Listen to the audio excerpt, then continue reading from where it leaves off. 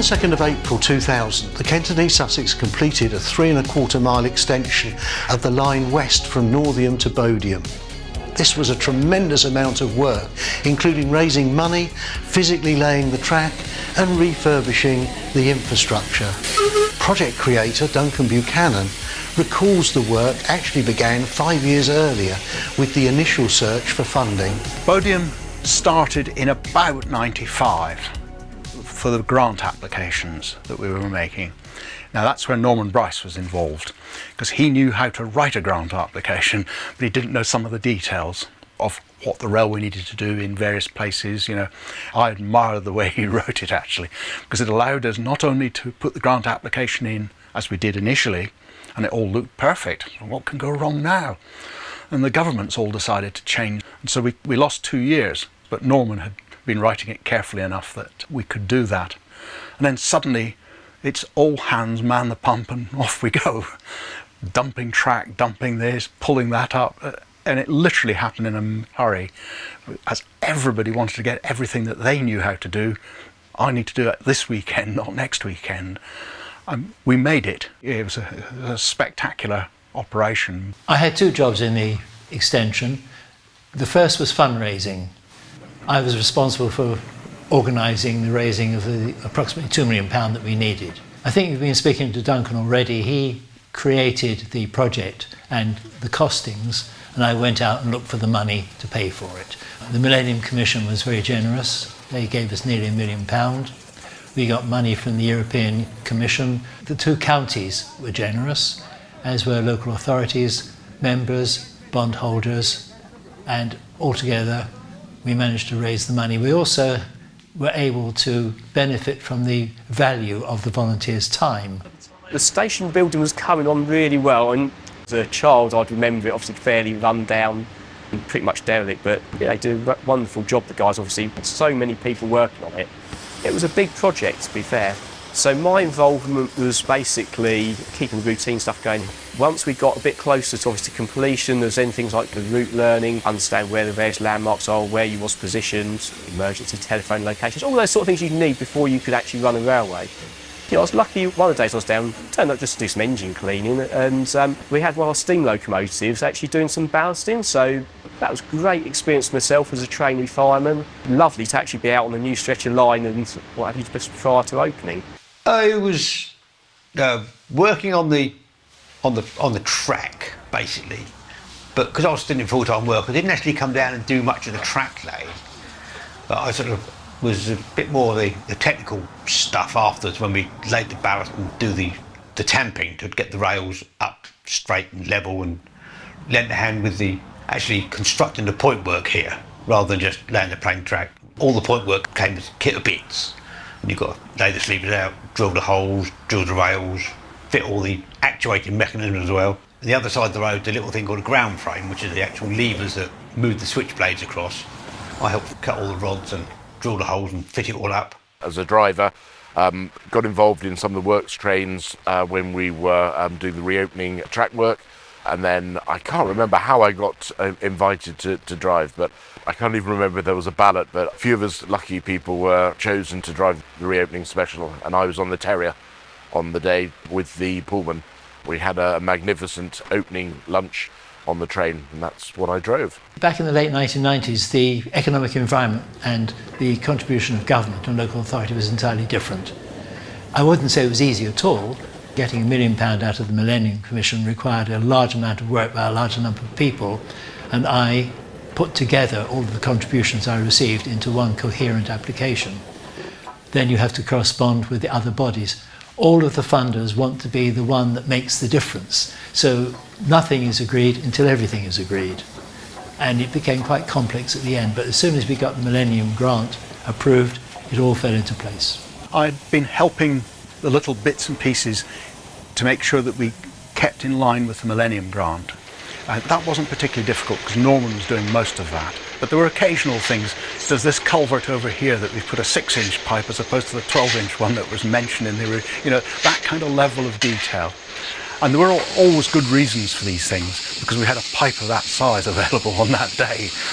We just wanted to do it. It was those kind of reasons. That sort of thing went on all the time. And there were always questions being asked, and you just dealt with those little things. I think the sense that we had actually achieved it. Back in 1996, when we started, there was no certainty we'd get the money. I felt a sense of achievement, both personally and, of course, for everybody who'd contributed. Fortunately, we had an excellent project manager in the shape of Peter Barber, who actually ran the work. I was just responsible for overseeing it and matching the funding against the progress of the work and management issues like that. In Norman's original briefing for the whole thing, it talked about how we got to Northiam and therefore how brilliant was the Northiam extension. We were focusing on getting forwards to Bodiam because that completed the railway as far as we were all told at the time. It's 2 years subsequently that I then found out about Roberts Bridge, but that's another story for another day. But at that time we were going to Bodiam, and that was the focus, to complete the railway by the year 2000. There wasn't a real rush at the end because we'd got it all done. And it was sort of going around tidying up, running trains, bits of rail up, old scrap sleepers, that sort of thing. Obviously Northiam had to have a signal box, because it used to have a ground frame, to work the points and to pass trains. That bit was running a bit behind time. So on the night before the opening, we were out there at Northiam at 10 o'clock in the night, fixing the points up so they actually worked properly from the signal box. That was a bit of a close thing. But, full of excitement. After such a long time, it had been the goal of so many people. It had been planned for so long. It took so much hard work and so much effort, and that day was a real triumph, and the happy atmosphere, the carnival atmosphere. It was magnificent, it was wonderful. So the opening day, yes, so I felt really lucky actually. I was selected on the roster to be down here as a locomotive cleaner for the day. So we did our repair the engines, make them look really as good as we could. On the first day we actually had a trip down the line on the Terrier locomotives. That's a little black engine we've got here. It was actually one of the engines that used to run on the line originally. This station is, or was, in the middle of vast hop fields, and every autumn the people from the East End of London would take their holidays and would come down and pick the hops. The only way of travelling in those days was by train, so it was very important that the station was here and the station was able to accommodate them. It went from being a sleepy station in the middle of nowhere to a hustling, bustling, very important point. You had the people coming in to work, you had their husbands coming in at the weekends because it's mainly women and children who did the work.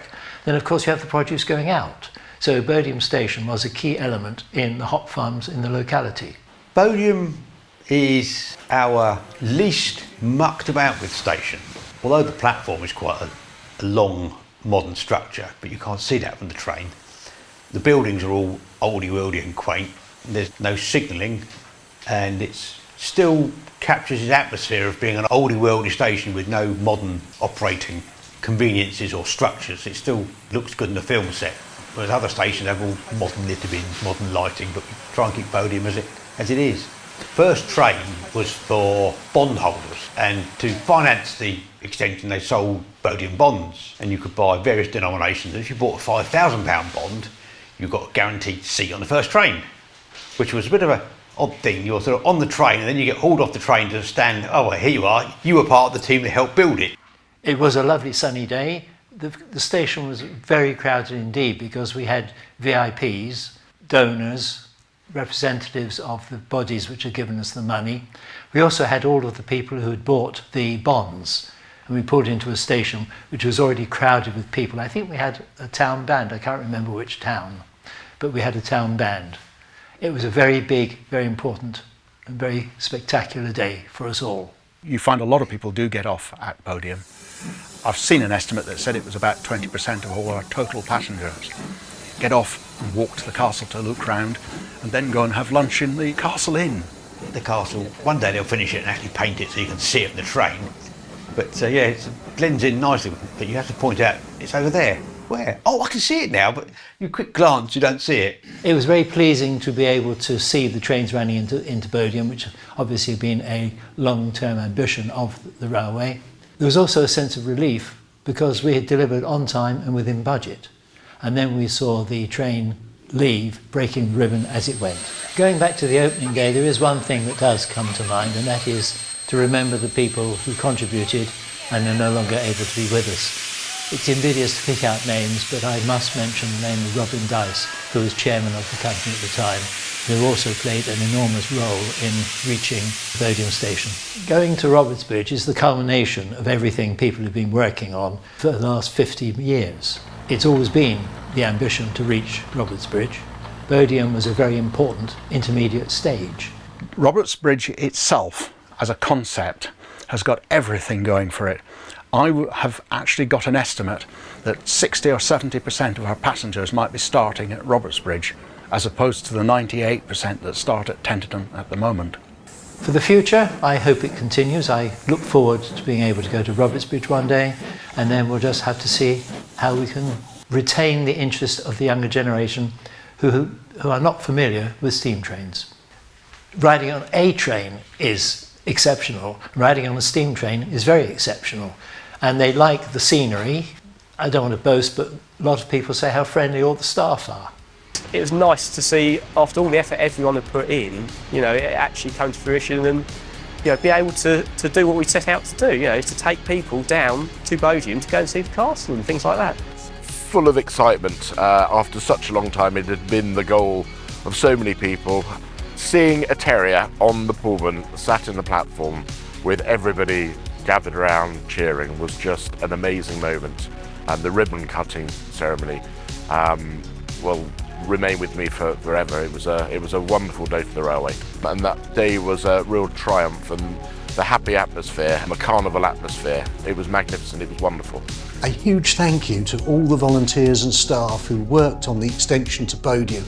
I really look forward to riding a train in the future as we push on to Robertsbridge. I hope you have a really great day here at the Kent and East Sussex Railway.